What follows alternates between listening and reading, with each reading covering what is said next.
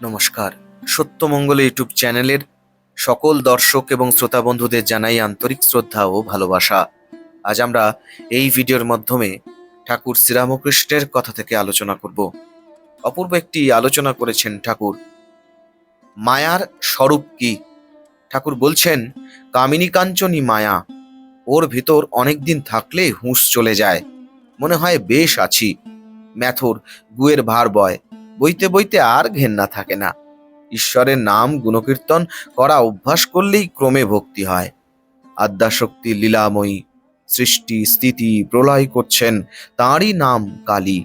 কালী ব্রহ্ম, ব্রহ্মই কালী, একই বস্তু। যখন তিনি নিষ্ক্রিয়, সৃষ্টি স্থিতি প্রলয় কোনো কাজ করছেন না, এই কথা যখন ভাবি তখন তাকে ব্রহ্ম বলে কই। যখন তিনি এই সব কার্য করেন তখন তাকে কালী বলি, শক্তি বলি। একই ব্যক্তি, নাম রূপ ভেদ। যেমন জল, ওয়াটার, পানি। এক পুকুরে ৩-৪ ঘাট। এক ঘাটে হিন্দুরা জল খায়, তারা বলে জল। এক ঘাটে মুসলমানেরা জল খায়, তারা বলে পানি। আর এক ঘাটে ইংরেজরা জল খায়, তারা বলে ওয়াটার। তিনি এক, কেবল নামে তফাৎ। তাকে কেউ বলছে আল্লাহ, কেউ গড, কেউ ব্রহ্ম, কেউ কালী, কেউ বলছে রাম, হরি, যিশু, দুর্গা। যখন তিনি সৃষ্টি স্থিতি প্রলয় করেন তখন তাকে সগুণ ব্রহ্ম, আদ্যাশক্তি বলি। যখন তিনি ৩ গুণের অতীত তখন তাকে নির্গুণ ব্রহ্ম, বাক্য মনের অতীত বলা যায়, পরব্রহ্ম। মানুষ তার মায়াতে পড়ে স্বস্বরূপকে ভুলে যায়। সে যে বাপের অনন্ত ঐশ্বর্যের অধিকারী তা ভুলে যায়। তার মায়া ত্রিগুণময়ী। এই ৩ গুণই ডাকাত, সর্বস্ব হরণ করে, স্বস্বরূপকে ভুলিয়ে দেয়। সত্য, রজ, তম ৩ গুণ। এদের মধ্যে সত্যগুণই ঈশ্বরের পথ দেখিয়ে দেয়, কিন্তু ঈশ্বরের কাছে সত্যগুণও নিয়ে যেতে পারে না। যা কিছু দেখছো, শুনছো, চিন্তা করছো, সবই মায়া। এক কথায় বলতে গেলে কামিনী কাঞ্চনী মায়ার আবরণ।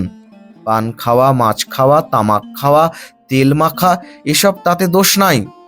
এসব শুধু ত্যাগ করলে কি হবে? কামিনী কাঞ্চন ত্যাগই দরকার, সেই ত্যাগই ত্যাগ। গৃহীরা মাঝে মাঝে নির্জনে গিয়ে সাধন ভোজন করে ভক্তি লাভ করে মনে ত্যাগ করবে। সন্ন্যাসীরা বাইরের ত্যাগ, মনে ত্যাগ, দুই করবে। মহামায়া তো মনে করলে সকলকেই মুক্ত করতে পারেন, কেন তবে বন্ধনে রেখেছেন? ঠাকুর বলছেন, তাঁর ইচ্ছা, তাঁর ইচ্ছা যে তিনি এইসব নিয়ে খেলা করেন। বুড়িকে আগে থাকতে ছুলে দৌড়াদৌড়ি করতে হয় না। সকলেই যদি ছুঁয়ে ফেলে, খেলা কেমন করে হয়? সকলেই ছুঁয়ে ফেললে বুড়ি অসন্তুষ্ট হয়, খেলা চললে বুড়ির আহ্লাদ। তাই লক্ষ্যের দুটো একটা কাটে। হেসে দাও মা হাত চাপড়ি। সকলে খুব আনন্দ করে হাসছেন। ঠাকুর বলছেন, তিনি মনকে আঁখি ঠেরে ইশারা করে বলে দিয়েছেন, যা এখন সংসার করগে যা। মনের কি দোষ? তিনি যদি আবার দয়া করে মনকে ফিরিয়ে দেন তাহলে বিষয় বুদ্ধির হাত থেকে মুক্তি হয়। তখন আবার তাঁর পাদপদ্মে মন হয়, অর্থাৎ ভগবানই মন হয়। কি অপূর্ব আলোচনা করেছেন ঠাকুর শ্রীরামকৃষ্ণ। আশা করি আজকের এই ছোট্ট আলোচনাটি আপনাদের খুব ভালো লেগেছে। আর সত্যিই যদি ভালো লেগে থাকে তাহলে প্রতিদিনের মতো ভিডিওটিতে একটি লাইক, শেয়ার, কমেন্ট ও চ্যানেলে যারা নতুন এসেছেন তারা চ্যানেলটিকে সাবস্ক্রাইব করে সত্যমঙ্গল ইউটিউব চ্যানেলের পাশে থাকবেন। ধন্যবাদ।